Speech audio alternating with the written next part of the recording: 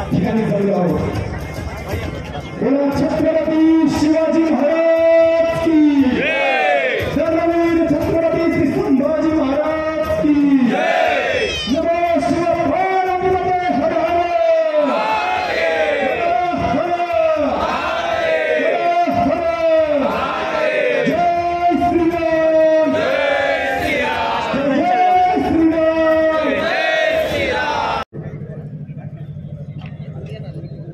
खूप सारे सजीव भगवंताने बनवले, पण त्या सर्व सजीवांमध्ये सर्वात जास्त बुद्धिमान प्राणी जर कुठला बनवला तर त्याचं नाव माणूस आहे।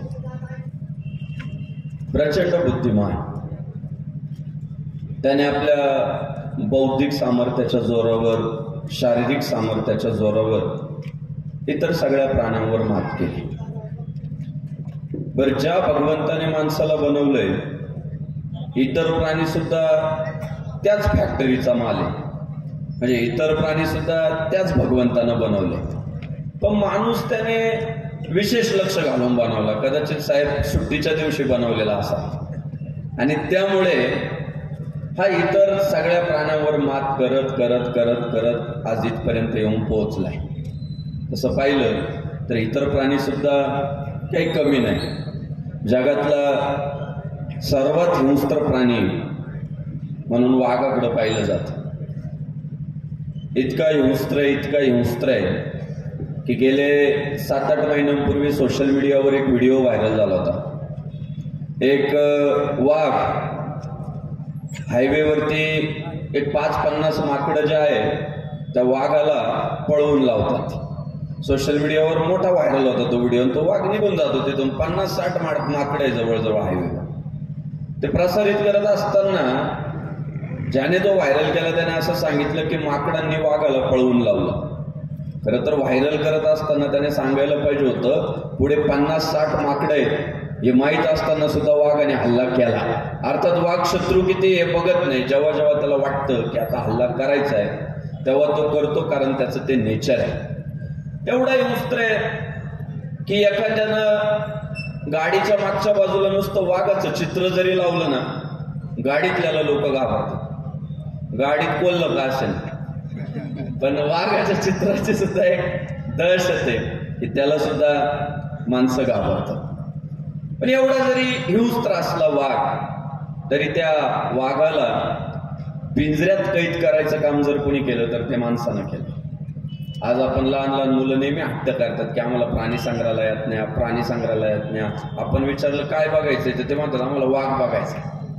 लहान मुलं प्राणी संग्रहालयात जातात, त्या पिंजऱ्याच्या बाहेर उभे राहतात। वाघाचे नख कसे आहे, मिशा कशा आहे, त्वचा कशा आहे, पाय कसे आहे, मस्त निहाळत राहतात, बघत राहतात। अर्थात जरी हिंस्त्र असला तरी त्याला माणसानं कैद केलं। जगातलं सर्वात आवडवे प्राणी हत्ती। केवढं हत्तीचं शरीर आहे, किती माणसं एकत्र केले म्हणजे एक हत्ती होईल। पण असा गावातल्या एखाद्या नेत्याचा वाढदिवस असतो आणि कार्यकर्ते हत्तीवाल्याला फोन करतात, हत्तीवाले काका आम्हाला 6 महिन्यांनंतर हत्ती लागणार आहे बरं का। कशाला? दादांची मिरवणूक काढायची। दादाचं वजन किती आहे? 75 किलो। हत्तीचं वजन किती आहे? 5 टन। पण 5 टन वजनाच्या प्राण्यावर हे 75 किलोचं जाऊन बसतं आणि वरून लोकांना जय श्रीराम करते।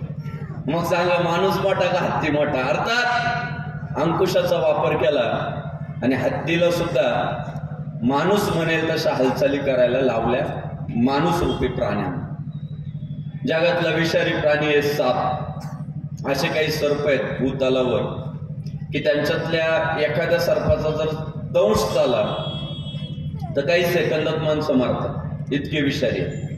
मला माझं लहानपण आठवतं दादा, मी खेड्यात जन्माला आलो शेतकऱ्याच्या घरात जर साप निघाला ना, 1990च्या नंतरचा काळ थोडासा, अख्खं घर बाहेर यायचं आणि अख्खं गाव डोक्यावर घ्यायचं, साप साप साप साप। ते छोटा असू द्या, माती कावरा असू द्या, नाही तर कसं असे ना, ते दिसलं की घाबरायचे लोक, बाहेर यायची, आरडाओरडा करायची। मग सगळी भावकी जमा व्हायची, दादा या, अण्णा या, तात्या या, आणि मग ते सगळे जमा झाल्यावर ती काही घाबरत नव्हती सापाला, अशातला काही भाग नव्हता। तिथं लय टाकायची, लांब लांब काट्या घ्यायची, 10-10, 15-15 फूट लांब, आणि त्या सापाच्या भोवती रिंगण करायचे. त्या सापाची भीतीच इतकी असायची की मारल्याशिवाय पर्याय नसायचा. रिंगण करून त्या सापावर काट्यांचा वार करून त्याला मारायचे. मला चांगलं आठवतं ते साप मेल्यावर सुद्धा आहे ना असे काठीने हलवून पाहिजे जिवंत आहे का काय, आणि काठीने हलवल्यावर जर ते हल्लं ना महाराज 15 फूट माग जिवंत आहे का काय, इतकी त्या सापाची भीती असायची. पण बघा काळ बदलत बदलत बदलत गेला. 2024 मध्ये सापाला इज्जत तरी राहिली का? अहो आता कुठेही साप निघाला ना लहान लहान पोरं म्हणायला लागले पकडू का. कारण सोशल मीडियावर बघून बघून बघून सगळ्यांना माहित झालं की सापाच्या शरीरात कुठंच विष नाही, त्याचा दात तेवढा विषारी आहे. आणि त्याला हाताळण्याचं कौशल्य जर आपल्याला प्राप्त झालं तर सर्पाची बाधा आपल्याला होऊ शकत नाही. गावागावात चौकात चौकात सर्प मित्र झाले. वाटकुळ राहतो, स्प्लेंडर गाडीवर येतं बरणी घेऊन आणि एक काठी घेऊन 1.5 फूट. मग कुठेही साप तिथं गॅलरी ते एकटं शिरतो, सुतळी उचलावं तसं साप उचली तर बरणीत भरीत बाहेर येऊन काय म्हणतं माहितीये का, पुन्हा साप निघाला तर मला फोन करा.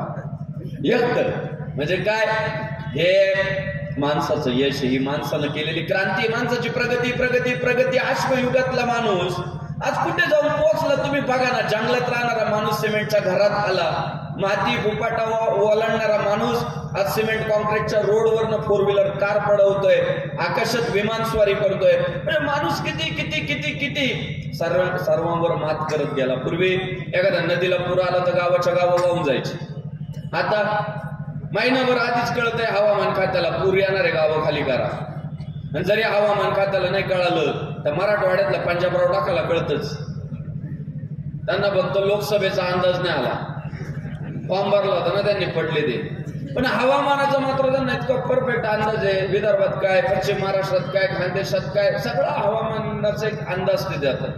अर्थात माणूसच आहे, पण त्याने निसर्गावर मात करायला शिकला. त्याने नद्यांच्या काठी घाट उभे केले, पूर आले, दगडी घाटांनी अडवले ते पूर, आणि माणूस सुरक्षित झाला. माझ्या मायबापांनो, या माणसानं जर मनावर घेतलं ना तर हा प्राण्यांवर मात करतो, हा निसर्गावर मात करतो, आणि हा परिस्थितीवर सुद्धा मात करतो. त्याला माणूस म्हणतात. आपण जन्माला काय परिस्थितीत आलो हे महत्वाचं नाहीये, मरताना आपली परिस्थिती कशी आहे हे खूप महत्वाचं आहे. आणि म्हणून मी महाराष्ट्रातल्या माझ्या भावांना एक उदाहरण देत असतो की देशाची आर्थिक राजधानी म्हणून मुंबई नगरीची ओळख आहे. काही वर्षांपूर्वी एका व्यक्तिमत्वाला वाटलं की आपल्याला गुजरातमध्ये राहून जमणार नाही, आपली स्वप्न पूर्ण होणार नाही, म्हणून मजल दर मजल करत ते व्यक्तिमत्व मुंबई नगरीत आलं. परिस्थिती इतकी प्रतिकूल की साधी भाड्याची खोली सुद्धा करू शकले नाही. भाडे तत्वावर त्यांना खोली नाही घेता आली, फुटपाथवर झोपले. कुठेतरी पेट्रोल पंपावर काम करायला सुरुवात केली, दुसऱ्यांच्या गाड्यांमध्ये पेट्रोल भरू लागले. पेट्रोल भरत असताना लक्षात आलं उन्हात ऊन लागतंय, पावसात पाऊस लागतोय, थंडीत थंडी वाजतेय, आणि याला जर आयुष्य म्हणत असतील तर मी माझ्या पुढच्या पिढ्यांना असं आयुष्य देणार नाही. मी प्रगती करेल, क्रांती करेल, माझ्या बौद्धिक क्षमतेचा वापर करेल, शारीरिक बळाचा वापर करेल, आणि काहीतरी बदल माझ्या आयुष्यात घडवून दाखवल. अहो ते व्यक्तिमत्व इतकं मोठं झालं, इतकं मोठं झालं, इतकं मोठं झालं, जगातल्या प्रसिद्ध उद्योगपतींमध्ये त्यांचं नाव घ्यायला सुरुवात झाली. धीरूभाई अंबानी. अहो 2024 मध्ये अंबानी म्हटल्यावर कोणी म्हणतं त्यांना काय कमी आहे? खरंच आहे, ही वस्तुस्थितीच आहे. अंबानी म्हणजे अशक्य गोष्टी शक्य करू शकता. आज तुम्ही बघा ना, विश्वास का प्रतीक झालंय.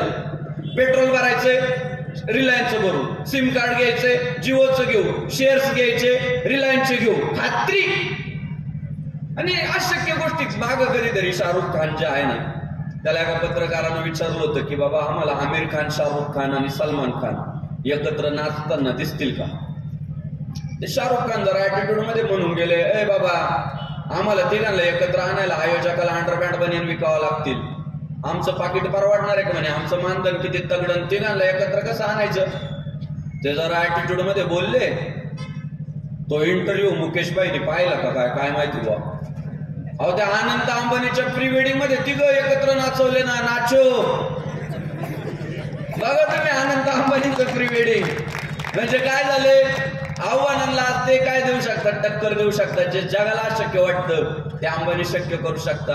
अर्थात काय, गरीब परिस्थितीत जरी तुमचा जन्म झाला, तुम्ही जर मनावर घेतलं तर तुम्ही परिस्थिती बदलवू शकता. मी माझ्या तरुण भावांना नेहमी सांगतो की आपण जन्माला येतो तेव्हा आपल्या कुटुंबाच्या बँक अकाउंटला किती बॅलन्स असावा नाही आपल्या हातात, पण आपण जेव्हा अखेरचा श्वास घेऊ तेव्हा आपल्या कुटुंबाच्या बँक अकाउंटला किती बॅलन्स असावा हे 100% आपल्या हातात. आपण जन्माला येतो तेव्हा आपल्या वारशाला किती माणसं असावे आपल्या हातात आहे का, पण आपण जेव्हा अखेरचा श्वास घेतो ना तेव्हा अंत्यविधीला किती माणसं असावे 100% आपल्या हातात आहे. मी उदाहरण ठेवतो तुमच्या पुढे. याच महाराष्ट्रामध्ये एका बाळाचा जन्म झाला आणि ते बाळ जेव्हा जन्माला आलं तेव्हा फक्त ठाकरे परिवाराला माहित होतं बाळ झालं, बाकी कोणाला पत्ता नाही, काही कल्पना नाही. पण ते बाळ इतकं धर्माभिमानी निघालं, इतकं महत्वाकांक्षी निघालं, त्याने देशभर नारा दिला की आपण फक्त माणूस म्हणून जन्माला आलो हे महत्वाचं नाहीये, तर आपण हिंदू धर्मात जन्माला आलो हे अत्यंत महत्वाचं आहे. आणि गर्व से को हम हिंदू आहे हा नारा महाराष्ट्रभर दिला हिंदू हृदय सम्राट बाळासाहेब ठाकरे. इतके धर्माभिमानी होते की 1992 ला ज्या बाबरानं या देशावर अन्याय केला होता, अत्याचार केला होता, जिथे आमचा देव जन्माला आला, जिथं रांगला, जिथं वाढला, त्या अयोध्या पुण्यभूमी मधलं भगवान श्रीरामांचं देऊळ त्याने जमीनदोस्त केलं आणि त्याच्या मीरबाकी नावाच्या सरदारानं तिथं मशीद उभं करायचं काम केलं. आणि मग 1992 साली सगळ्या देशभर एक क्रांतीची ज्वाला प्रगट झाली. आता उठवू सारे रान, आता पेटवू सारे रान. किती दिवस अन्याय. स्वतंत्र भारतामध्ये जिथे हिंदूंची संख्या जास्त तिथे जर त्यांना न्याय मिळत नसेल तर उपयोग काय. मिळेल त्या गाडीनं, मिळेल त्या साधनानं हिंदुत्ववादी पोरं देशभरातली अयोध्येत गेली आणि तो जो ढाचा होता ती बाबरी मशीद सगळी उद्ध्वस्त करून टाकली. पण जसं जसं वातावरण पेटलं जिकडं तिकडं अशा पद्धतीची अशांतता निर्माण झाली. तुम्ही बघा माग नुसतं विशाळ गाडावर का काय लई तोडफोड केली. थोडं बहुत झालं तर काय वातावरण झालं होतं महाराष्ट्रात, काय झालं असेल 1992 ला आपल्याला आठवत नाही नवीन पोरांना, पण वातावरण असं झालं होतं की भले भले दांडगे नेते मंडळी काय अभिप्राय द्यायला लागले. आमचा काही संबंध नाही, आमची पोरं नव्हती. आम्ही एक पॉलिसी होती ती की आता फ्रंटला कोणी घ्यायचं नाही, अंगावर सरकारला कोणी घ्यायचं नाही, आता गनिमी काव्याने लढायचं. पण महाराष्ट्रामध्ये एक पत्रकार हिंदू हृदय सम्राट बाळासाहेब ठाकरेंच्या समोर गेला, साहेबांना म्हणाला, साहेब त्या ढाच्यावर एक शिवसेनेचा बिल्ला असलेला पोरगा पण दिसतोय, देशभर चर्चा आहे की बाबरी मशीद पाडण्यामध्ये तुमचा पण हात आहे, अर्थात शिवसेनेचा पण हात आहे. आमच्या महाराष्ट्राचा ढाण्या वाघ हिंदू हृदय सम्राट बाळासाहेब ठाकरे कडाडले, बाबरी पाडण्यामध्ये शिवसेनेचा फक्त हात नाहीये तर हक्का पाय सुद्धा आहे. अर्थात माझ्या महाराष्ट्रातल्या हिंदुत्ववादी पोरांनी जर ती पाडली असेल तर मला माझ्या महाराष्ट्रातल्या पोरांचा अभिमान आहे. येत्या काळात बाळासाहेबांनी ठामपणे सांगितलं आणि पोरांच्या मनावर राज्य केलं. आधी राज्य गाजवलं, प्रत्येकाला बाळासाहेब एक आधार वाटली. आपलं दुर्दैव असं आहे की आपण प्रत्येक निर्णयाकडे राजकीय नजरेतून बघतो. अहो त्या काळात बाळासाहेब त्या जुन्या औरंगाबाद मध्ये उभं राहायचे आणि म्हणायचे संबंध काय औरंग्याचा, ज्याने आमचे योद्धे धर्मवीर छत्रपती संभाजी महाराज, छत्रपती शिवाजी महाराजांचे सुपुत्र, आमच्या महाराष्ट्राचे धनी राजे 40 दिवस अनन्वित अत्याचार करून आमच्या संभाजी राजांना ज्यांनी संपवलं आणि संभाजी राजांच्या बलिदानाचा बदला घेण्यासाठी आम्ही त्या औरंग्याला पुन्हा दिल्लीला जाऊ दिलं नाही तर इथंच त्याची कबर करून दाखवली. म्हणून हे औरंगाबाद नाही तर हे माझ्या छत्रपती संभाजी महाराजांचं संभाजीनगर आहे. हे त्या काळात बाळासाहेब काढायचे. पण त्या काळात, ज्या काळात सरकार वेगवेगळे असायची, विचारसरणी वेगवेगळी असायची, गर्व से को हम हिंदू आहे बाळासाहेब म्हणायचे, पण बाकीचे म्हणायचे सर्व धर्म समभाव. का धार्मिक तेढ निर्माण करतात, का महाराष्ट्रामध्ये वातावरण खराब करतात, गुन्हे दाखल व्हायचे. लोक राजकीय नजरेतून बघायचे, राजकारण होते. खरं सांगा त्या काळात बाळासाहेबांचा जो हेतू होता कामाला कोणाच्या आलो, आज 2022च्या नंतर ना तिथं जन्माला जी पोरं येतात ना त्यांना लाज वाटायची, मुखानं औरंगाबाद म्हणायची. आज ती पोरं ताट मानेने सांगू शकतात आम्ही कुठं राहतो, छत्रपती संभाजीनगर मध्ये राहतो. कोणाचा फायदा झाला? हिंदूंचा फायदा झाला, इथल्या मूळ माणसाचा फायदा झाला, इथल्या मूळ परंपरेचा फायदा झाला, मूळ विचारसरणीचा फायदा झाला. पण आम्ही नेहमी राजकीय नजरेतून पाहतो. पुढच्या काळामध्ये आपल्याला धार्मिक नजरेतून प्रत्येक निर्णयाकडे पाहायला सुरुवात केली पाहिजे, की जे निर्णय धर्माच्या कामाचे त्याच्या मागे राजकारण, गाईला राज्यमातेचा दर्जा दिला. आपल्यातलीच हिंदू म्हणतात राजकारण. अरे गाय हिंदू धर्माची अस्मिता आहे. आई इतकी जर महत्वाची कोणी तर ती गाय. आमच्या गोपाल कृष्णाने आधी गायी सांभाळल्या, गायीचा दूध पिला आणि मग कंसासारखा राक्षस मारलाय. इतकी गाय महत्वाची आहे. आणि त्या गायीला जर राज्यमातेचा दर्जा दिला जात असेल ना, तर त्याला राजकीय नजरेतून नाही पाहिलं पाहिजे हिंदूनं, त्याच्याकडं धार्मिक नजरेतून पाहिलं पाहिजे. हा माझ्या धर्मासाठीचा निर्णय. ते हिंदूंना कुठेतरी जमलं पाहिजे. काय बघा ना, दुर्दैव आहे साहेब, की जेव्हा सरकारी कागदपत्रांवर औरंगाबाद होतं, जेव्हा सरकारी इमारतींवर औरंगाबाद होतं, तेव्हा हिंदू हृदय सम्राट बाळासाहेब ठाकरे व बाकी हिंदुत्ववादी सगळे सहकारी, सगळे पक्ष, सगळ्या संघटना त्या शहराला संभाजीनगर म्हणायचे. आज काय चांगले दिवस आले हो.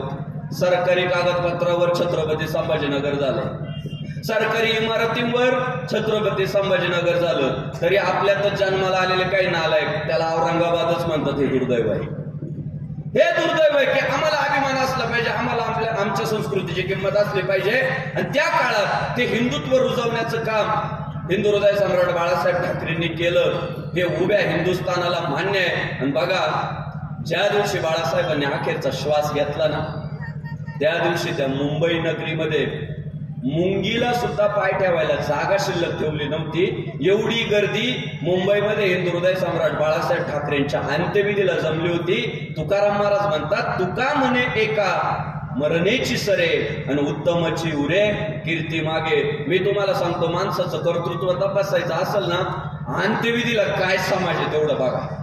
अंत्यविधीला जर समाज असेल ना, समजायचं काहीतरी चांगलं करून गेलाय, काहीतरी क्रांती करून गेलाय, काहीतरी नाविन्यपूर्ण करून गेलाय. अहो तुम्ही बघा ना, वेळेचा सदुपयोग केला आपल्या पूर्वजांनी. भगवान श्री ज्ञानेश्वर महाराज 21 वर्षांचं आयुष्य आहे. जगद्गुरु भगवान श्री तुकाराम महाराज 42 वर्ष, छत्रपती शिवाजी महाराज 50 वर्ष, धर्मवीर छत्रपती संभाजी महाराज 32 वर्ष. पण पाठ एवढं काम हो. 21व्या वर्षात विश्वमौली ज्ञानेश्वर महाराज, 42व्या वर्षात जगद्गुरु तुकाराम महाराज, 50 वर्षात विश्वविक्रमी योद्धा छत्रपती शिवाजी महाराज, 32 वर्षात विश्वविक्रमी योद्धा धर्मवीर छत्रपती संभाजी महाराज. काही काहींचे वय 90 झाले हो. आणि आपण विचारलं ना, मग काय केलं 90 वर्षात? ते म्हणतं 7 पोरं आहे. 7 पोरं जन्माला घालणं हेच फक्त कर्तृत्व असू शकतं का? तर नाही. या माणसामध्ये एवढं सामर्थ्य दडलंय की अशक्य गोष्टी तो शक्य करू शकतो, तो क्रांती घडवू शकतो, तो परिस्थितीवर मात करू शकतो, तो निश्चयाचे बळ. आणि तुका म्हणे त्याची फळ. त्याने जर निश्चय केला तर तो अशक्य गोष्टी सुद्धा शक्य करू शकतो. मी आपल्याला सांगतो, तुम्ही फक्त आहे ना, जहाजों से टकराए उसे तूफान कहते हैं और तूफानों से टकराए उसे इंसान कहते हैं.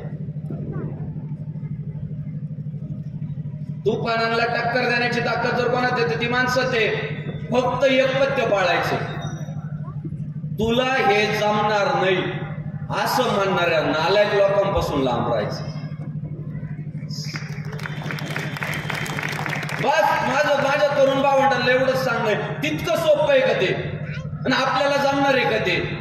असं म्हणणारी जी नालायक जमात राहते ना आसपास, तेवढं सावध राहायचं. कारण मी तुम्हाला सांगतो, माणूस आहे ना पहिल्यांदा रणांगणात नाही हरत, माणूस पहिल्यांदा मनात हरतो.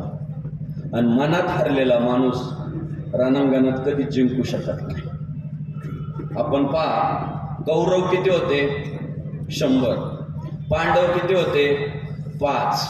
पण आपण युद्धाचा रिझल्ट जर पाहिला तर 100तलं एक पण शिल्लक राहिलं नाही आणि 5तल्या एकाच्या पण केसाला धक्का नाही. याचं कारण तुम्हाला माहिती आहे का कधी काय? त्याचं एकमेव कारण आहे, कौरवांच्या बाजूने जे गुरुवर्य मंडळी होते, धीर देणारी ज्येष्ठ माणसं होती, भीष्मांसारखी, द्रोणांसारखी, की ज्यांनी युद्धकला पोरांना शिकवली, ते भीष्मासारखे द्रोणांसारखे भले भले योद्धे धारातीर्थी पडले आणि कौरवांना आधार द्यायला कोण शिल्लक राहिलं नाही. त्यांचा आत्मविश्वास गल झाला. त्यांना वाटलं अरे गुरुवर्यच पडले, आपलं काय होणार. आणि परिणाम कौरव शिल्लक राहिले नाही. आणि पांडवांचं वैशिष्ट्य असं होतं, त्या अर्जुनाच्या पुढं रथात दोरी घेऊन जे बसलेलं होतं ना, ते पुढं बसल्या बसल्या पोरांना काय म्हणायचं माहितीये का, ऐ तुम्ही धर्माचं पालन करा रे, तुम्ही नीतिमत्तेनं वागा रे, आणि तुम्ही एक एक पाऊल पुढे टाकत राहा रे. धर्म अडचणीत आला तर हा पट्ट्या स्वतः रणांगणात उतरल. यदा यदा हि धर्मस्य ग्लानिर्भवति भारत अभ्युत्थानम अधर्मस्य तदात्मानं सृजाम्यहं. धर्म मी संपू देणार नाही, मी तुमचं अस्तित्व संपू देणार नाही. तुम्ही अडचणीत आले ना, तुमच्यासाठी मी स्वतः रणांगणात उतरल. परिणाम काय झाला, अहो जिंकले ना पांडवांना माहित होतं देव उभा मागे पुढे, आणि उगवी कोडे संकट मागे पुढे उभा राहे सांभाळीत, आलिया आघात निवाराव्या. म्हणून मी माझ्या हिंदुत्ववादी भावंडांना सांगत राहतो की बाबा, आपल्याला हिंदू असल्याचा का अभिमान असला पाहिजे माहितीये, की हा धर्म संपवण्यासाठी अनेकांनी प्रयत्न केला, पण हा हिंदू धर्म संपला नाही, वाढला. किती षडयंत्र व्हावेत, पण अनादी अनंत सनातन हा हिंदू धर्म उत्तरोत्तर उत्तरोत्तर उत्तरोत्तर वाढत गेला. आपण निरीक्षण करा, रावणासारखा दैत्य माजला, भगवान श्री रामचंद्र प्रभूंनी अवतार घेतला. कंसासारखा दैत्य माजला, भगवान श्रीकृष्णांनी अवतार घेतला. आणि अब्दुल्लासारखा दैत्य माजला, माझ्या छत्रपती शिवाजी महाराजांनी अवतार घेतला. आणि पाकिस्तान मधले दैत्य माजले, पंतप्रधान नरेंद्र भाई मोदींनी अवतार घेतला. इतकं सरळ हो. काय पाकिस्तानच्या कारवाया वाढल्या होत्या बरं. बॉम्बस्फोट, थिएटर मध्ये जा बॉम्बस्फोटची भीती, रेल्वे स्टेशनवर जा बॉम्बस्फोटची भीती, बस स्टॉपवर जा बॉम्बस्फोटची भीती. 2014 पासून शहरांमध्ये हिंदुस्थानातल्या बॉम्बस्फोट आहे का? ती 56 इंचाची छाती ना सर्जिकल स्ट्राईक करते. आणि त्यामुळं पाकिस्तान मधले सगळे दैत्य ना बिळात जाऊन बसले. आणि हिंदुस्थानात सुद्धा पाकिस्तानाचे गोडवे गाणारे जे दैत्य होते ना, ते बिळातल्या बिळात जाऊन बसले. त्यांना माहित आहे की आता शिजणार नाही. मग मला सांगा, धर्म संपला का धर्म वाढला? हा हिंदू धर्म संपत नाही, हा उत्तरोत्तर उत्तरोत्तर जेवढा तो अडचणीत येतो तितका तो असा ग्रीप घेतो झापकन दिशी. बघा तुम्ही निरीक्षण करा काय झालं बरं. लोकसभेला फक्त फतवे काढले, हिंदुत्ववाद्यांना पाडा, हिंदुत्ववाद्यांना पाडा, हिंदुत्ववाद्यांना पाडा, हिंदू धर्म करणाऱ्यांना पाडा, हिंदू धर्मातल्या संतांना तुरुंगात टाका, असे फतवे पाहिले, व्हिडिओ पाहिले. लोकसभेचा लगेच आदर्श घेतला, त्यातून तात्पर्य शोधलं, आणि लगेच महाराष्ट्रातल्या विधानसभेच्या निवडणुकीत काय दाखवून दिलं हिंदूंनी? फतवा विरुद्ध भगवा. काय झालं? भगवा झाला महाराष्ट्र. हे हिंदूंचं वैशिष्ट्य. फक्त काय माहितीये का, आपण ताण लागल्या वीर खोदितो एवढे आपल्या अडचणी, आणि त्याच्यासाठी आपल्याला सारखं चार्जिंग करत राहावं लागतं, सारखं काम करत राहावं लागतं, सारखं प्रबोधन करत राहावं लागतं, सारखं आपल्याला ती ज्योती घेऊन फिरत राहावं लागतं, आणि आपल्या लोकांचं प्रबोधन. पण मात्र क्रांतीच करतात. हा हिंदुस्थान अहो एवढ्या वर्ष, हे काय 1000-1200 वर्षात जन्माला आलेलं षडयंत्र आहे का? वर्षानुवर्ष विश्वगुरु या देशाला संबोधलं जातं. सगळे शोध या हिंदुस्थानातून लागले. आज वैज्ञानिकांना सुद्धा पटतंय की भारताचंच हिंदू धर्माचं तत्वज्ञान जगाला आदर्श देऊ शकतं. जगाला जर शांत ठेवायचं असेल तर सर्वे भवन्तु सुखिनः सर्वे सन्तु निरामयाः सर्वे भद्राणि पश्यन्तु मा कश्चित् दुःखमाप्नुयात्. सगळे सुखानं राहिले पाहिजे असा विचार करणारा जो हिंदू धर्माचा विचार आहे, हाच विचार जगाचा तारणहार होऊ शकतो हे जगाला कळायला लागलं. आणि तो आपला देश, ती आपली संस्कृती, ती आपली परंपरा. म्हणून धर्म संपत नाही, धर्म संपत नाही. धर्म वाढत वाढत वाढत वाढत जातो. आणि माझ्या मायबापांनो, फक्त आजूबाजूला जे तुला जमणार नाही एवढं सोपं आहे का ते, आणि मग तो कोणी केलं असतं अशी म्हणणारी जे नालायक जमात ते सावध राहायचं. मी आई बापाला सुद्धा सांगत राहतो, एखादा आपला तरुण पोरग त्याचा हार्मोन्स वाढलेले, त्याला काहीतरी नवं करावं वाटतं, आणि ते जर एखादा निर्णय घ्यायला लागलं, मला गावात हॉटेल टाकायचंय, मला गावात दुकान टाकायचंय, मला गावात बेकरी टाकायची आहे, आणि आपण पहिल्याच घासाला खडा म्हणून जर गेलो ना, आपलं काम आहे कधी आपल्याला जमणार आहे कधी, त्या पोराला हटकन लागते महाराज. त्या आई बापाच्या विरोधात जाऊन कधी कधी घेत निर्णय जातं, मी करून दाखवेल, पण अंतर्मनामध्ये निगेटिव्हिटी तयार झालेली असते.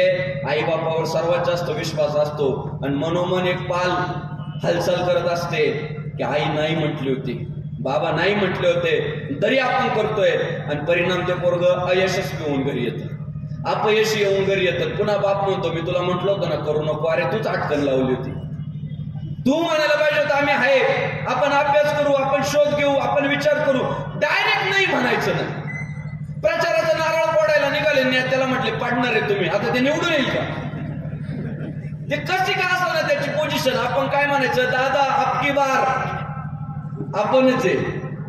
आपण काय केलं पाहिजे, आत्मविश्वास द्यायचं काम केलं पाहिजे, शक्य होतं.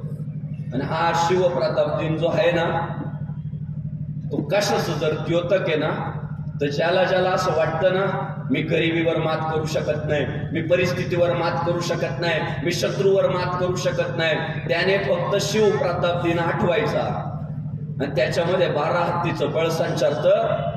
आणि मग ते काय म्हणतं माहितीये का, भवानी माते चालले तर तो महाराष्ट्राचा राजा आहे, झुकला नाही कुणासमोर, दुर्जनांचा तो काळ आहे, कुणी चुकत असेल तर त्याला सत्याची वाट दाखवा, आणि तरी जर कोण लढत असेल तर मग छत्रपती शिवाजी महाराजांच्या मावळ्यांची जात दाखवा. हे तो निराश झालेला मुलगा म्हणू शकतो. शिवरायांचं बंड छोट नाहीये. बाप आदिलशाहीमध्ये, निजामशाहीमध्ये बाप ही बादशाही सोडतोय, त्या बादशाही सोडतोय, या बादशाही कसं तरी जीवन जगायचं काम चाललेलं आहे की सिंहाच्या जबड्यात घालून हात मुजती दात, ही जात मर्द मराठ्याची, ही महाराष्ट्राची ओळख की इथली मराठी शाही, 18 पगड जाती 12 बलुतेदार, ही युद्ध करणारी, नेतृत्व करणारी, आणि आज कशात पुरुषार्थ वाटायला लागलाय, गुलामी करण्यामध्ये. आपली आपलीच लोक आपल्या आपल्या अंगावर घातली जात आहे, आपापसात भांडवली जात आहे, आणि आपलीच लोक एकमेकांचा जीव घेत आहेत. आपण काही करू शकत नाही. हे शल्य जिजाऊ आईसाहेबांच्या मनी मानसी प्रगट झालं. आणि जिजाऊ आईसाहेबांनी काय शिकवलं बाळाला शिकवलं, बाळा आपला इतिहास छोटा नाही. सोन्याची लंका असणाऱ्या रावणाला जर आपण हरवलंय तर हा औरंगजेबाची झाडकीपत्ती आहे. आपण त्यालाही पुरून उरू, तुला पुन्हा माणसांच्या दारातले तुळशी वृंदावन त्यांचं रक्षण करायचंय, गोट्यातल्या गाईचं रक्षण करायचंय, घरातल्या आईचं रक्षण करायचं, आणि आपल्या हिंदू धर्माच्या भगव्या पताकाचं रक्षण तुला करायचंय. पुन्हा भगवा डावलानं फडकवून दाखवायचंय. आणि अल्प वयामध्ये रायरेश्वराच्या मंदिरामध्ये छत्रपती शिवाजी महाराज स्वराज्य स्थापनेची जेव्हा शपथ घेता, दादा कल्पना करा, जो माणूस आज येतोच काल होता. काय शिवरायांच्या भोवती सगळ्यांनी अशी बोंब मारली म्हणे, शिवा काही पण नको स्वप्न पाहू. म्हणजे तेव्हा महाराष्ट्रात स्वराज्य स्थापन करायचं छोटी गोष्ट नाही. अरे तो औरंगजेब आहे, त्याने सक्का भाऊ दारा शिकागो त्याचं मुंडकं छाटून तुरुंगात डांबलेल्या बापाला भेट पाठवलं. इतका क्रूर आहे तो बापाची खैर करत नाही, तो भावाची खैर करत नाही. तुला तर काय रे नको. आणि मग अशी निगेटिव्हिटी तयार झाली ना की मग मात्र शिवराय म्हणायचे, दाना काढ रे भाडा. कशाला? तुकाराम महाराजांचं कीर्तन कुठे आहे पाय बरं, आज समर्थ रामदास स्वामी कुठे आहे बघ बरं. का ते तुकाराम महाराजांच्या कीर्तनात येऊन बसले ना की तिथं ऊर्जा भेटायची. निश्चयाचे बळ तुका म्हणे तेची फळ, असाध्य ते साध्य करिता सायास, कारण अभ्यास तुका म्हणे. अशक्य गोष्टी सुद्धा शक्य करता येतात. अभ्यासपूर्ण नियोजन, सुनियोजन केलं, योग्य पद्धतीने जर आपण मार्गक्रमण केलं तर अशक्य गोष्टी शक्य करता येतात. ही ऊर्जा कुठं भेटायची? ही तुकाराम महाराजांच्या कीर्तन. म्हणून जुनी लोक जी कीर्तनाला जात होते ना साहेब, तिथं काहीतरी भेटायचं. शिवरायांच्या पुढे आवासून बसलेला होता शत्रू. लोगावला कीर्तनाला गेले, वर चक्र वेडा पडला. चाकणच्या तर सगळ्या मंडळीला कळालं, त्यांनी कीर्तनाला वेडा पाडला. पण तुकाराम महाराजांनी देवाचा धावा केला, शिवरायांनी युक्तीचा वापर केला आणि त्या परचक्र वेड्यातून शिवरायांनी सटले. माझा मुद्दा असा आहे, तुम्हाला एवढा धोका आहे ना, कशाला कीर्तनाला जायचं? आज पैठणमध्ये सगळ्यांना धोका नाही तरी लोक म्हणतात काय करायचं व्याख्यानाला जाऊन. नाही आलो असतो व्याख्यानाला, पण माझ्यावर फायरिंग होईल. एवढा मोठा आहे का कोणी तर आता सध्या? अरे कुठं बस ना बाबा, तुला कोण फायरिंग करते गोळी मारते? काय तू काय केलं एवढं मोठं काम? शिवरायांना धोका इतका होता की माणसात येतील तर जीवाला धोका आहे. पण तो धोका पत्करून ते कीर्तनाला जातो, ते सत्संगाला जातो, ते प्रवचनाला जातो, ते व्याख्यानाला जातो. ते त्याचं एकमेव कारण होतं कीर्तन चांग होय अंग हरिरूप. तिथं ऊर्जा भेटत होती, तिथं सकारात्मकता तयार होती. तुकाराम महाराज असतील, समर्थ रामदास स्वामी असतील, हे महाराजांना बळ द्यायचं काम करत होते. आणि त्या काळात दादा खरोखर तुकाराम महाराज, रामदास स्वामी ही मंडळी खंबीरपणे उभी राहिली शिवरायांच्या मागे. शिव तुझे नाव ठेविले पवित्र, छत्रपती सूत्र विश्वाचे की. ते तुकाराम महाराजांनी बोलावं. रामदास स्वामींनी काय म्हणावं? या भूमंडळाचे ठाई धर्मरक्षी ऐसा नाही, आणि महाराष्ट्र धर्म राहिला काही. तुम्हा कारणे निश्चयाचा महामेरू, बहुत जनासी आधारू, अखंड स्थितीचा निर्धारू, श्रीमंत योगी. अशी ऊर्जा देणारी माणसं समोर असल्यावर माणूस काय ताकदीने लढत असेल. आणि ती ऊर्जा शिवरायांना भेटायची. आणि या साधू संतांच्या संगतीचा, जीवनात केलेल्या परमार्थाचा उपयोग जर कुठं झाला तर तो प्रतापगडाच्या पायथ्याला झालाय. छोटी गोष्ट नाही. अफजल खान एक नाही, दोन नाही, शिवरायांपेक्षा 5 पट सैन्य, घोडदळ, हत्तीदळ, तोफा, आणि अशा पद्धतीने विडा उचललाय. आणि आता तो काय म्हटलंय ते किरकोळ विषय म्हणत अफजल खान जो आलाय ते तुळजापूरमध्ये विध्वंस किती करावा, तुळजाभवानाच्या मूर्तीच्या ठिकऱ्या पाडावा, देवळावरचं नक्षीकाम हातोड्या कानानं तोडून टाकावं, तिथून पंढरपुरात जावं, गायींची कत्तल करावी, तिथं हैदोस घालावा. का तर मला फक्त शिवाजी महाराज संपवायचे नाही, तर मला या महाराष्ट्रातला हिंदू धर्म पण संपवायचा आहे, इथली संस्कृती संपवायची, इथली परंपरा संपवायची. अनेक लोक म्हणतात परकीय आक्रमणकर्त्यांनी राजकारण केलं. राजकारण नाही केलं. राजकारण करत असताना त्यांनी त्यांच्या धर्माचा प्रचार प्रसार करण्यासाठी आमच्या धार्मिक स्थळांवर हातोडा चालवला. हे त्यांचं पाप हा हिंदुस्थान कधीच विसरणार नाही. काय केलं होतं त्या सुंदर नक्षीकामानं, त्या देवीच्या मूर्तींनी काय केलं, काय होतं? पण इथला धर्म संपवण्यासाठी हाच तर फरक आहे परकीय आक्रमणकर्त्यांमध्ये आणि हिंदुस्थानातल्या हिंदू धर्मियांमध्ये. फरकच आहे. हिंदू धर्मीय नेहमी नीतिमत्ता सांभाळली, कधी कोणाच्या धर्मावर गांडांतर आणण्याचं काम केलं नाही. आणि परकीय आक्रमणकर्त्यांनी मात्र जेव्हा जेव्हा आक्रमण केली तेव्हा हिंदू देवी देवता, संस्कृती, परंपरा त्याच्यावर घाला घालण्याचं जे काम केलं ना, हेच तर खऱ्या अर्थानं भांडण आहे. तो अफजल खान अशा पद्धतीने जेव्हा समोर येतोय दादा, 5-50 हजार सैन्य, शिवरायांचं सगळं 15,000 नाही. काय अवस्था झाली असेल? अहो तुमच्या आमचं जर एखादं असतं तर म्हटलं असतं डिपॉझिट नाही राहत. म्हणजे युद्ध तलायला राहिलं, भीतीनंच माणूस बेशुद्ध पडला असतं एखादं. पण आधार होता संत विचारांचा की सत्य संकल्पाचा दाता नारायण, सर्व करी पूर्ण मनोरथ. काय शिकवतो तो लढा, खचायचं नाही, गडबडून जायचं नाही, प्रत्येक वेळी निश्चय हाच ठेवायचा. शर्यत अजून संपलेली नाही, कारण पट्ट्या अजून जिंकलेला नाही. शेवटचं मशीन मोजून होत नाही तोपर्यंत म्हणायचंच नाही पडलो. शेवटचं मशीन चालू आहे ना तोपर्यंत माणसाचं शेवट, जोपर्यंत श्वास स्वच्छवाद चालू आहे तोपर्यंत शर्यत संपत नाही. आपली पोरं 6 महिने अभ्यास नाही केला, आता मी पास नाही होत. अरे पुढे 6 महिने आहे ना. एका तासात क्रांती केलेली माणसं आहे, 1 तास उरला खटवांग रायासी, 1 तासात मोक्ष मिळवलेली माणसं आहे. का खचायचं, का धीर सोडून द्यायचा? आहे आज कर्जबाजारी झालेली माणसं म्हणतात आम्ही बाहेर निघूच शकत नाही. का निघू शकत नाही? प्रयत्न केले, कौशल्य वापरलं, नियोजन केलं, पैसेच द्यायचे ना. तुमच्या मानेवर कोणी तलवार ठेवली, वेळ मागा. जी कामं पैशांनी सुटत नाही ती कामं कधी कधी व्यक्ती सोडवतात. आणि कधी कधी व्यक्ती नाही सोडवू शकले ना, काळ प्रत्येक प्रश्नाचं उत्तर आहे. आपण वेळेला सामोरे गेलं पाहिजे. मी म्हणतो शिवप्रताप दिन जर प्रत्येक महाराष्ट्रातल्या हिंदुस्थानातल्या पोराला जर शिकवलं ना, तर या देशामध्ये एक पण पोरगा आत्महत्या करणार नाही. खचले महाराज खचले नाही. महाराजांनी शक्तीपेक्षा युक्ती नेहमी श्रेष्ठ आहे, विचार नेहमी श्रेष्ठ आहे. माझं जर काम प्रामाणिकपणाचं आहे, माझं जर काम धर्माचं आहे, मला मिळवायचं काय? हे हिंदवी स्वराज्य व्हावे ही तो श्रींची इच्छा. जो भगवा अनादी काळापासून तो भडकत आलाय, तोच भगवा जर मला भडकावायचा आहे, तर माझ्या पाठीशी देव उभा राहील, शक्ती उभी राहील, निसर्ग उभा राहील. महाराजांनी युक्तीचा वापर सुरू केला. पत्र व्यवहार आता काय बघा, महाराजांकडून शिकलं पाहिजे की सगळीच कामं ताकदीने नाही होत. कधी कधी डोकं वापरलं पाहिजे. आपले काही काही गुडघ्यात मेंदू लगेच जातो ना हाणतो. कधी कधी थोडंसं राजकारण केलं पाहिजे. पत्र पाठवलं, म्हटले तुम्ही आमच्या वडिलांचे मित्र, एवढं सैन्य घेऊन तुम्ही येताय, तुम्ही वडिलांचे मित्र, वडिलांसारखे. खरं सांगू, आम्हाला तुमची भीती वाटते.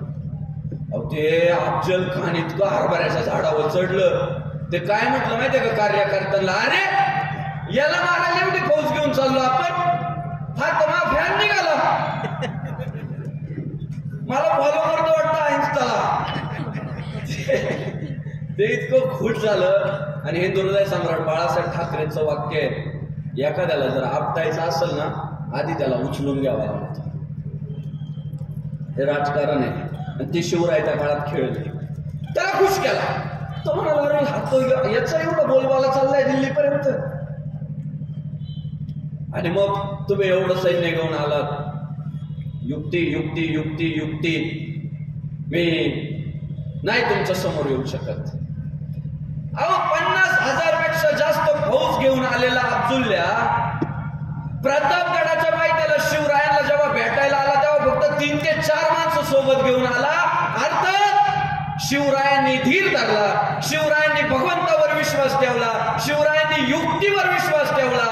आणि काय झालं, 4 लोक घेऊन अब्दुल्ला आलाय. आणि शिवरायांना पाहिल्याबरोबर जेव्हा आलिंगन द्यायचा प्रयत्न केलाय, किती रिपाड असू द्या ना शत्रू, तुमची इच्छाशक्ती श्रेष्ठ पाहिजे. नियोजन असं केलं होतं की जीवा महाराज आहे नावी समाजाचे, रस्त्यात त्यांना विचारलं कात्री आहे का रे, कात्री घाला पाहिजे म्हणे. आता ही दाढी काप म्हणे, माहिती जरा कमी कर. नियोजन बघा ना तुम्ही, किती नियोजन. दाढी कमी कर का? अब्दुल्ला जर दाढी धरायला लागला तर त्याच्या हाताला माहिती दाढी नाही लागली पाहिजे. इतकं मायक्रो नियोजन. आपल्याला माहित नाही मतदारसंघात मतदान किती आहे,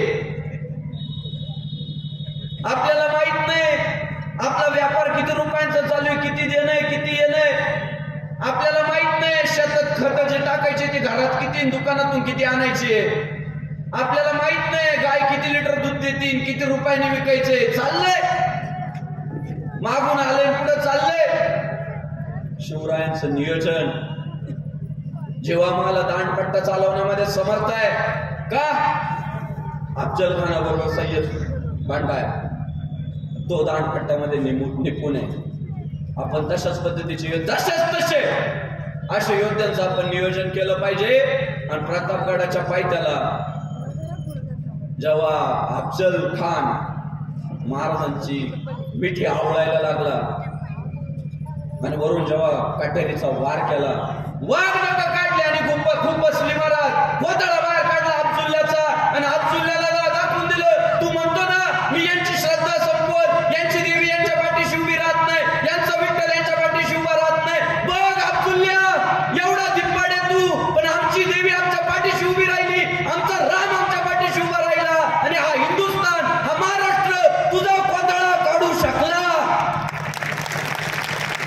शिवरायांनी अब्दुल्ल्याचा पकडा काढला. सय्यद बांडा मात्र आता दांडपट्टा चालवतोय, तर जीवा माल्याने काही सेकंदात सय्यद बांडाचा हात तोडलाय. काय प्लॅनिंग आहे. 1 सेकंद जर उशीर झाला असता ना, तर सय्यद बांडाचा हात तुटत नव्हता, महाराजांचं मस्तक तुटत होत. काय मित्रावर विश्वास असेल, नाही तर बऱ्याचदा मित्रच पायात पाय अडकित आणि तोंडावर पाडित. कोणामुळं पाडला? मित्रामुळं. वस्तुस्थिती आहे. म्हणजे आपण, मी काय म्हणतो माहितीये का, शिवरायांचं वैशिष्ट्यच आहे मुठभर, पण कसे खात्रीचे, विश्वासाचे, साथ देणारे. काहींकडे लाखोची फौज आहे, एक त्यांचं नाही, अख्खे पैसे देऊन आणलेले. मुठभर राहू द्या, 65 किलोची तलवार वागवतो त्याचं नाव यसाची, 2000 शत्रूंशी एकटा झुंजतो त्याचं नाव बाजी, हात तुटला तरी शत्रूशी झुंजत राहतो त्याचं नाव तानाजी, शत्रूच्या छावणीत घुसतो, छावणीचा मुकुट तोडून आणतो त्याचं नाव धनाजी, दाण्या वाघाला सामोरे जातो त्याला उभा फाडतो त्यांचं नाव धर्मवीर संभाजी. आणि या सगळ्या पोरांना एकत्र करतो, हिंदवी स्वराज्याचं स्वप्न साकारतो, त्यांचं नाव छत्रपती शिवाजी. शिवरायांनी एक एक एक माणूस जोडला. आज महाराष्ट्राच्या राजकारणातले सुद्धा जे मोठे नेते आहे ना, त्यांना गावागावातल्या कार्यकर्त्यांची नावं तोंडपाठ आहेत. का? जेव्हा जो कार्यकर्ता जोडला तो जीवानिशीच जोडलाय, हक्काचा जोडलाय, खात्रीचा जोडलाय. म्हणजे माणसं जोडत असताना अशी पारख असणं महत्वाचं आहे. आणि म्हणून आपल्याला म्हणता आलं, होता जीवा म्हणून वाचला शिवा. आपल्या पाठीशी ना जीवाच पाहिजे, जीवा, नाही तर पाठीत खंजीर खूप असणारे लय पाळून ठेवले आपण. पुढच्या काळामध्ये शिवप्रताप दिनातून आपल्याला हे शिकायचं आहे की शत्रू किती भला आहे, शत्रू किती मोठा आहे, शत्रू किती अवाढव्य आहे, यापेक्षा माझा धर्म किती श्रेष्ठ आहे, माझी विचारसरणी किती श्रेष्ठ आहे, माझं मत किती प्रामाणिक आहे, माझा लढा किती सत्याचा आहे, हे बघून आपण वाटचाल केली पाहिजे. गडबडून जायचं नाहीये, संकट किती मोठं आलं तरी धीर सोडायचा नाहीये, प्रसंगाला ताकदीने सामोरे जायचंय. आणि मैत्री कशी निभवायची, कर्तव्य कसं पार पाडायचं, किती बिनचूक काम करायचंय, हे शिवप्रताप दिनातून आपल्याला शिकायचंय. अहो शिवप्रताप दिन काय दुर्दैव आहे तुम्हाला सांगतो. मागच्या काळामध्ये हे पोस्टर जर लावलं ना तो गुन्हे दाखल होते होते, हो गुन्हे दाखल होत होते, गुन्हे. आता का बरं नाही होतो, का बरं होत नाही?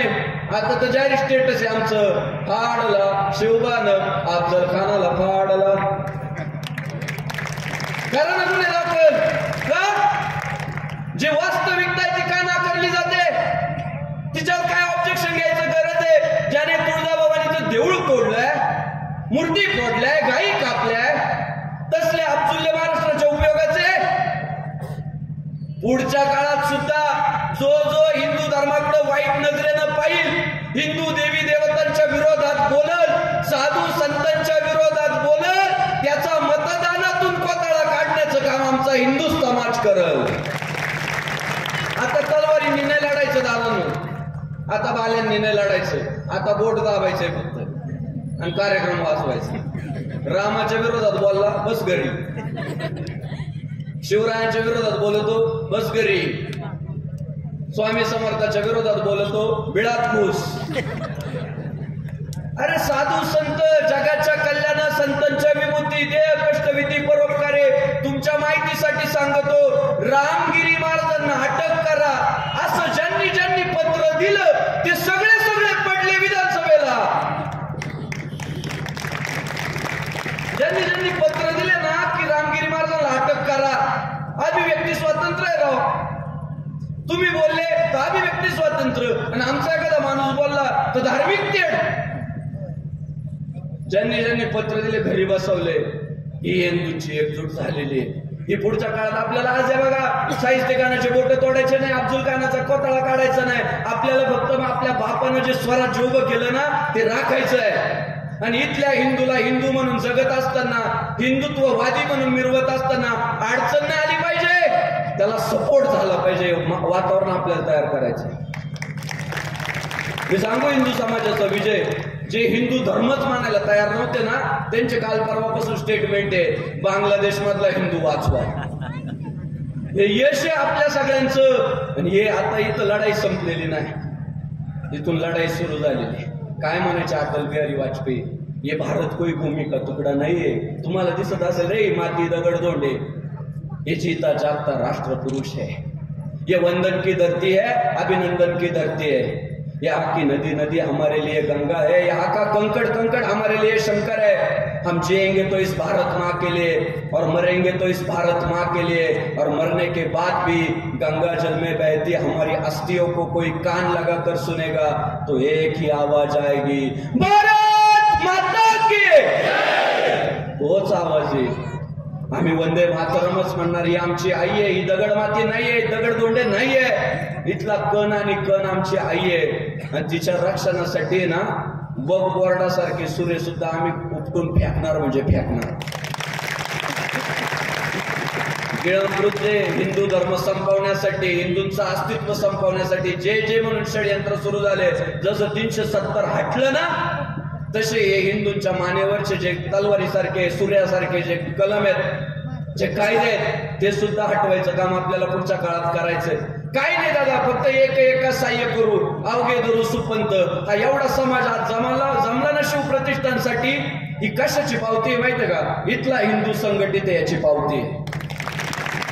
काय लय मोठी जाहिरातबाजी नाही, खासदारांचे बंधू खाली बसलेले, वर या म्हटलं स्टेजवर नाही, म्हटले मी धारकरी आहे, मी श्रोत्यांमध्ये बसेल, मी सेवक आहे। काय हा विजय, हे यश आहे की नेत्यांना समाज आपला वाटतोय, पोरांना नेते आपले वाटताय। माझा सत्कार करू नका, पोरं म्हणतात तुमचं योगदान आहे, तुमचा सत्कार झालाच पाहिजे, हेच यश आहे। एका सहाय्य करू, अवघे धरू सुपंत, राजसत्ता आणि धर्मसत्ता या दोघांचा समन्वय पाहिजे।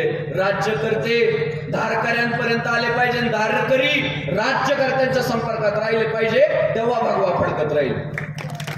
मी तर पोरांना सांगतो, जे जे म्हणून हिंदुत्व करत होते आणि हिंदू म्हणून मला मतदान करा असं म्हणत होते ना, त्या विजयी झालेल्या प्रत्येक उमेदवाराचा सकल हिंदू समाजाच्या वतीनं नागरी सत्कार करा, संपर्कात राहा राजकीय नेत्यांच्या, की ज्यांनी हिंदुत्वासाठी काम केलं, ज्यांनी तोंडातून जाहीरपणे सांगितलं की मला हिंदूंच्या मतांवर निवडून यायचंय आणि हिंदू म्हणून निवडून यायचंय, त्याच्या पाठीशी ताकदीने उभे राहणार, तर तो पुढे हिंदू करेल। निवडणुका झाल्यानंतर आपण अभिनंदनाचे फोन सुद्धा नाही करत, करा, त्यांना कळू द्या की ज्यांनी आपल्याला निवडून आणलंय ते पुढेही आपल्या सोबत आहे। माझी विनंती आहे सगळ्यांनाच की इथून पुढच्या काळात गावातले सप्ताह असेल, गावातली यात्रा असेल, गावातले जे काही कार्यक्रम हिंदू समाजाच्या वर्गणीतून होतात, बहुसंख्य हिंदू तिथे असतात, तिथं काय लिहा माहितीये का? आयोजक सकल हिंदू समाज फलटण। काय अडचण आहे? कारण असं हिंदू शब्दाचं वावडं धरू नका, हिंदू हा शब्द नाहीये, तर इथली परंपरा सांभाळण्यासाठीचा तो मंत्र आहे। हिंदूला शब्द म्हणून बघू नका, तो मंत्र म्हणून बघा। इथून पुढच्या काळात फक्त हिंदू असणं महत्वाचं नाही, तर हिंदुत्ववादी असणं महत्वाचं आहे। आणि मी हिंदुत्ववादी म्हणून आपली ओळख निर्माण होऊ द्या, फायदा सगळ्यांचाच होणार आहे। जिथं जिथं बहुसंख्य हिंदू आहे ना, तिथं थोडे बहुत परधर्मी आहे ना, लय लाडके कमी येते, त्यांना सांभाळून घ्यायचंय, ते आपले इथली विचारसरणीचे ना अवघाची संसार सुखाचा करीन। पण मायबापांनो, जिथला जिथला हिंदू अल्पसंख्याक झाला, किड्या मुंग्यांसारखा मारला जातोय, आज बांगलादेशमध्ये हिंदू मरतोय ना, एकमेव कारण आहे तो अल्पसंख्याक झाला तिथे। आणि परधर्मीय त्याला किड्या मुंग्यांसारखं चिरडून टाकताय, एका पुरीवर 20-20 जिहादी बलात्कार करताय। म्हणून हिंदू धर्माचं रक्षण करणं म्हणजे देशाचं रक्षण करणं, जगाचं रक्षण करणं। ते काही एका राष्ट्रासाठीचं नाहीये हे तत्वज्ञान, हे सगळ्यांना पदरात घेणार आहे। तुम्ही बघा, जिथं जिथं हिंदू बहुसंख्य पोलीस इतके निवांत बसलेले राहतात ना हिंदूंच्या कार्यक्रमात, त्यांना माहिती काहीच होणार नाही, सगळी शांतता प्रिय आहे ना। पण बाकीचे मोर्चा असू द्या बरोबर अलर्ट का, कधी दगड येईल अंगावर, कधी एखादा अग्नी येईल अंगावर, टेन्शन मध्ये राहतात। आणि हे हिंदूंची ओळख आहे की कुण्याही जीवाचा नगडो मत्सर वर्म हे सर्वेश्वर पूजन। त्यांना माहिती त्या पिंजऱ्यातलं डिझेल संपणारच नाही, माहिती काय काय शांतीत कार्यक्रम होणार, मस्त माणसं गुन्हा गोविंदाने एकमेकाला जय श्री राम करून जाणार, खात्री आहे। ती ओळख आहे आपली। भले भले मोर्चे झाले पण हिंसा नाही, दगडफेक नाही, काय ही ओळख आहे। आणि हे परंपरेने केलेले संस्कार आहे। सर्वाभूती पाय एक वासुदेव, आणि आपल्या सगळ्यांना एकत्र आणण्याचं हे पुण्य कर्म ज्यांनी आपलं आयुष्य वेचून केलं ना, त्या गुरुवर्य संभाजीराव भिडे गुरुजींच्या पायात आहे ना, आपल्या तळहाताचे त्वचा काढून चपला बनवल्या ना, तरी गुरुवर्य भिडे गुरुजींचे उपकार आपण फेडू शकणार नाही. लक्षात ठेवा. तेव्हा आहे ना, हिंदू म्हणून घ्यायला पोरं घाबरत होती. काय असतो हिंदू प्रकार काय हे सुद्धा पोरांच्या डोक्यातून काढून टाकायचं काम चाललं होतं ना. तेव्हा मिळेल त्या गाडीनं, प्रसंगी सायकलवरनं, प्रसंगी पायपीट करून वाड्या वस्त्या जर कोणी पिंजून काढल्या ना, तर गुरुवर्य संभाजीराव भिडे गुरुजींनी काढल्या. गावागावात पोहोचले, पोरांना सांगितलं वारकरी आणि धारकरी हे दोन वेगळे नाहीये. तो वारकरीच प्रसंगी धारकरी झालेला आहे. भले तरी देऊ कासेची लंगोटी आणि नाटाळाच्या माती आणू काठी. समोरचा माणूस भला असेल ना तर आपण वारकरी आहे, आणि समोरचा खांद्यावर घेतला जर कानात मतत असेल ना तर आपण धारकरी आहे. माझी धारकऱ्यांना सुद्धा विनंती आहे, दादा तुम्ही सपोर्ट करा, या पोरांच्या पाठीशी खंबीरपणे उभे राहा. पुढच्या काळात गुरुवर्य संभाजीराव भिडे गुरुजींच्या विरोधात त्यांचं नाव खराब करण्यासाठी जर कोणी जाहीर व्यासपीठावरनं बोलत असेल ना तर त्याला पाकिस्तानात हाकलून लावा. कशाला ठेवता? अहो, ज्या व्यक्तिमत्वानं अनेक पोरांना निर्व्यसनी केलं, ज्या व्यक्तिमत्वानं अनेक पोरांच्या कपाळाला टिळा लावायचं काम केलं, ज्या व्यक्तिमत्वानं पोरांना माणूस म्हणून जगलं पाहिजे ही शिकवण दिली, त्या व्यक्तिमत्वाबद्दल बोलताना जनाची नाही थोडी मानाची वाटली पाहिजे. पुढच्या काळात प्रसंगी आक्रमक व्हावं लागलं ना, वा साहेब आहे की जर गुरुजींबद्दल नका सहन करू, ओरडून सांगा की तुम्हाला तुमचा तंबाखू खाणारा, गुटखा खाणारा बाप जितका महत्वाचा आहे ना, तितकाच आम्हाला हिंदुत्ववादी बनवणारा आमचा भिडे गुरुजी पण महत्वाचा आहे. राष्ट्रपुरुषांना इतका त्यांना मान द्या. आपली एक सवय अशी साहेब, मेल्याशिवाय आपण लोकांना मानतच नाही. मेल्यावर पुतळे बसवितो का? तो कॉम्पिटिटर नाही राहत. मग जिवंतपणे कौतुक केली तर मग आपल्या वर चढ जातो का, पुढे जातो का, टेन्शन राहतं ना. जिवंतपणे आपण डोक्यावर नाही घेत. शिवरायांना जिवंतपणे डोक्यावर जर कोणी घेतलं तर तुकाराम महाराजांनी घेतलं. शिवरायांना जिवंतपणे डोक्यावर कोणी घेतलं तर समर्थ रामदास स्वामींनी घेतलं. परिणाम काय झाला? धर्माचा फायदा झाला. जिवंतपणे चांगलं काम करणारी जी माणसं आहे ना, पुण्यवंत व्हावे घेता सज्जनांची नावे. आपल्यालाच पुण्य भेटणार आहे, आपल्या धर्माचं रक्षण होणार आहे. म्हणून जो हिंदू इतकी बात करेगा वही देश पे राज करेगा. शिवप्रताप दिनाच्या निमित्तानं फलटण गावातील शिवप्रतिष्ठानच्या सगळ्या धारकरी मंडळींनी ज्या पद्धतीने आजच्या कार्यक्रमाचं आयोजन केलं आणि ज्या पद्धतीने तुम्ही सगळ्या श्रोतृ मायबापांना प्रतिसाद दिला, मी आपल्या सर्वांचे धन्यवाद व्यक्त करतो. हा शिवप्रताप दिन भव्य भव्य भव्य भव्य भव्य होत जावा. निंबाळकर साहेबांनी सांगितलं की 1969 साली हा शिवरायांचा पुतळा इथे बसवला गेला, पण त्या काळातल्या परिस्थितीनुसार तो योग्य होता. आज शिल्पकला विकसित झाली, नवं तंत्रज्ञान आलंय. पुढच्या काळामध्ये महायुती सरकारनं अश्वारूढ पुतळ्यासाठी भल्ला मोठा निधी या फलटण गावासाठी दिलाय, आणि त्या निधीचं नियोजन करण्यासाठी शिवप्रतिष्ठानच्या धारकऱ्यांची सुद्धा नियुक्ती केली गेलेली आहे. चोखपणे असं स्मारक इथं उभं करा, इतकं ताकदीचं स्मारक उभं करा की जेव्हा जेव्हा हिंदुस्थानातला तरुण एकत्र येईल गावागावातला आणि म्हणाल की आपल्याही गावात आपल्याला शिवस्मारक उभं करायचंय, तेव्हा त्यांच्यातले सहकारी म्हणाले पाहिजे पहिले आपण फलटणचं स्मारक जाऊन बघून येऊ. फलटणकरांनी जसं स्मारक उभं केलंय ते आधी बघू, त्याचा अभ्यास करून जशाला तसं स्मारक आपल्या गावात उभं करू. इतकं आपल्या सगळ्यांच्या नेतृत्वात ते भव्य दिव्य अशा प्रकारचं स्मारक व्हावं अशी मी तुम्हाला सगळ्यांना विनंती करतो. या शिवप्रताप दिनाच्या निमित्तानं खूप खूप शुभेच्छा देतो. गर्व बाळगा, अभिमान बाळगा, नारा द्या. रात्र वैऱ्याची आहे, एखादा विजय मिळतो तेव्हा शत्रू जास्त सावध होतो, जास्त कारवाया सुरू करतो. त्यामुळं प्रत्येक हालचालीवर लक्ष ठेवा, प्रत्येक षडयंत्रावर लक्ष ठेवा. आणि आपल्या हिंदुस्थानाला अबाधित ठेवण्याचं काम करा. आपल्या देवी देवतांची भक्ती पुढे गेली पाहिजे, आपली शक्ती पुढे गेली पाहिजे आणि आपल्या सगळ्यांच्या वतीनं या राष्ट्राची सेवा झाली पाहिजे. अशा पद्धतीचं काम उभं करू. शिवप्रतिष्ठानचे मी मनापासून धन्यवाद व्यक्त करतो. वारकरी सांप्रदायिक महाराज मंडळींचे मनापासून धन्यवाद व्यक्त करतो. गावातील नगरसेवक, नगराध्यक्ष, विरोधी पक्ष नेते आपल्या सगळ्यांचे धन्यवाद व्यक्त करतो. मान्यवर पत्रकार, साऊंड सिस्टीम, लाईट व्यवस्था, पोलीस बांधव यांचे मी मनापासून धन्यवाद व्यक्त करतो.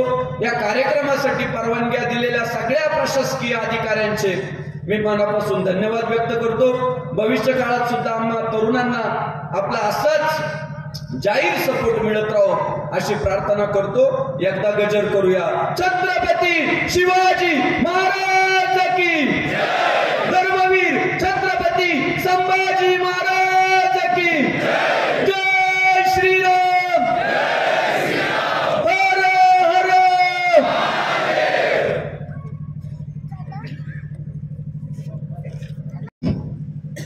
जय श्रीराम, जय जय श्रीराम. आता बापूंनी गेली तासभर आपल्याला मार्गदर्शन केलंय, हिंदू धर्माबद्दल समजून सांगितलंय.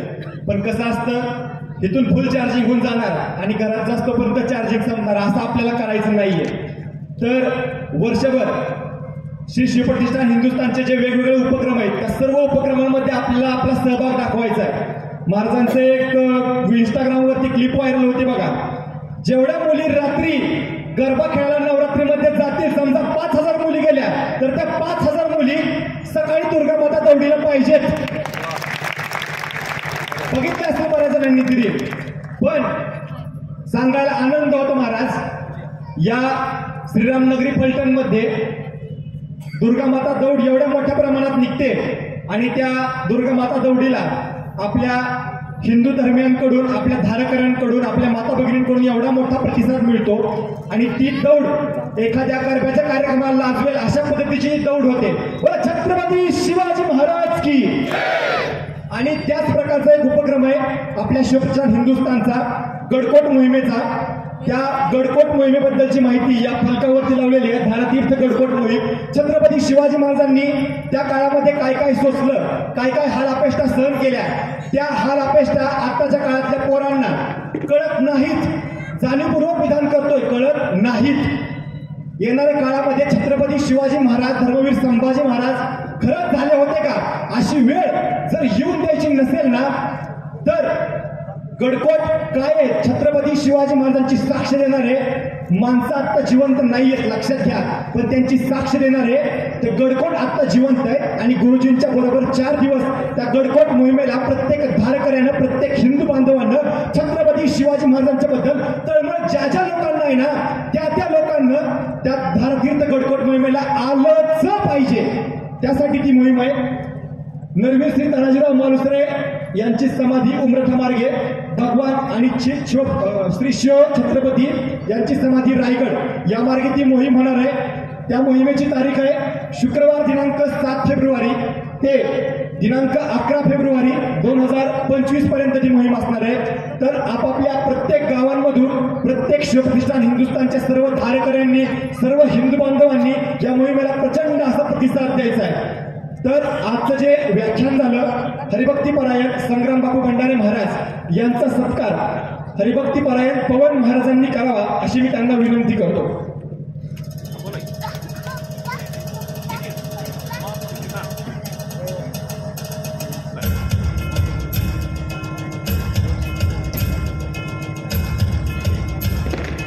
पुण्यश्लोक छत्रपती श्री शिवाजी महाराज की जय.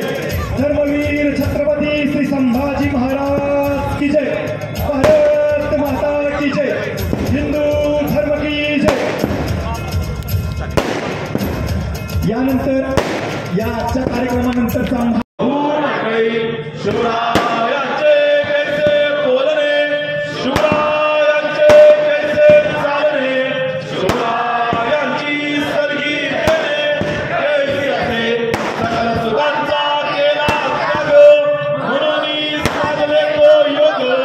राज्य साधनांची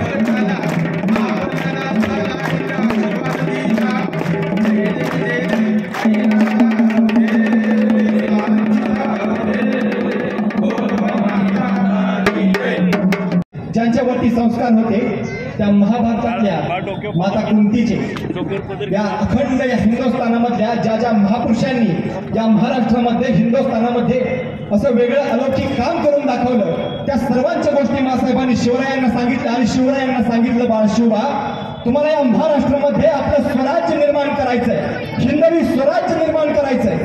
हे हिंदवी स्वराज्य व्हावं हे तर स्त्रींची इच्छा म्हणत छत्रपती शिवाजी महाराजांच्या रूपानं या महाराष्ट्रामध्ये एक वेगळी अशी क्रांतीची ज्योत या महाराष्ट्रात उभी राहिली आणि अखंड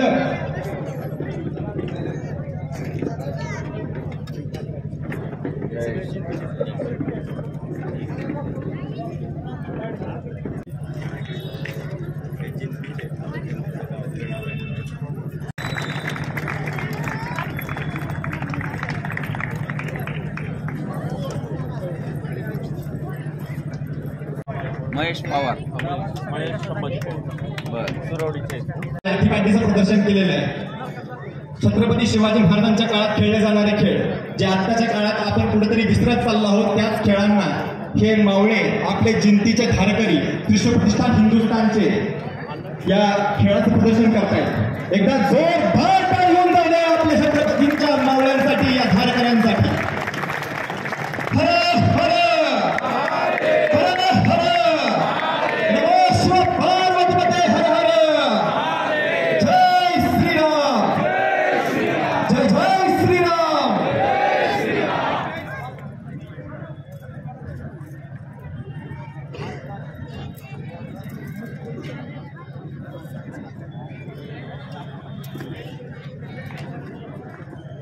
रामनगरी फलटण मध्ये झालेला ऐतिहासिक वारसा लाभला. छत्रपती शिवरायांच्या पदस्पर्शाने पावन झालेली आपली ऐतिहासिक फलटणची भूमी.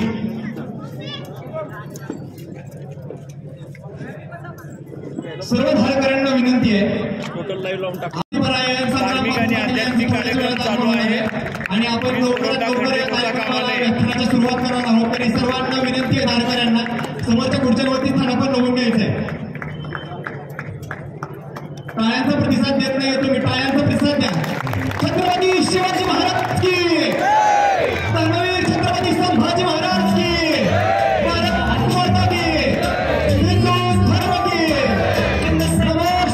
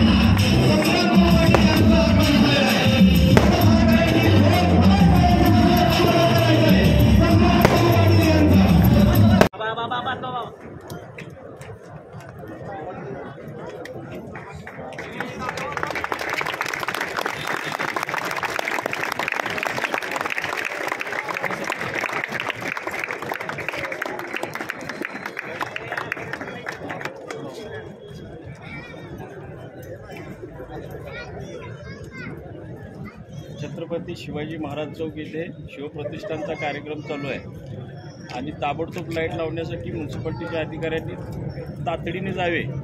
स्ट्रीट लाईट बंद झालेली आहे, कार्यक्रम चालू आहे, तातडीने गेलं पाहिजे तिथे आणि ती लाईट चालू करा.